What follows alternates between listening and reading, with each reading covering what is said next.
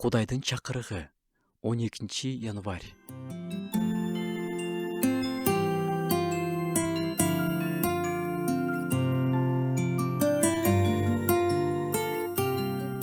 Элчи Павыл өзүнүн катында азыркы замандын принциптерине карама каршы келген сөздөрдү жазып жатат.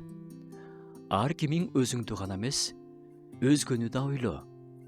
Дүйнө, психология адегенде өзүңдү ойло, өзүң деп жашай башта деп үйрөтөт.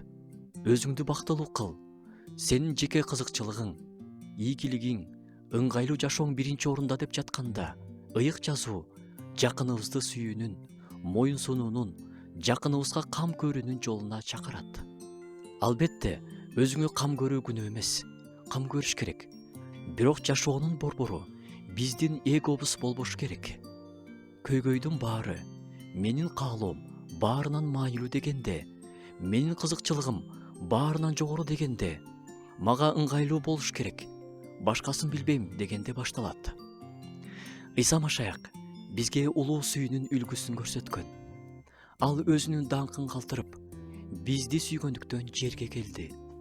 Ал өзүн адамдарга кызмат кылууга берген, ачкаларды тойгузган, оорулууларды айыктырган, кара күчкө байлагандарды эркиндикке чыгарган, жашоолору талкалангандардын жашоосуна маани берген, акыры күнөөкөрлөр үчүн жанын берген, бизди акташ үчүн өлгөндөн тирилген.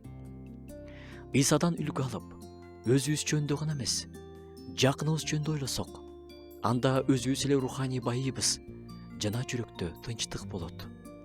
Ар кимиң өзүңдү гана эмес, өзгөнү да ойло деген сөздөр кооз фраза бойдон калбай жашообузга кирсе экен. Башкаларга кызмат кылуу аркылуу Кудайдын сүйүүсүн дүйнөгө көрсөтөлү.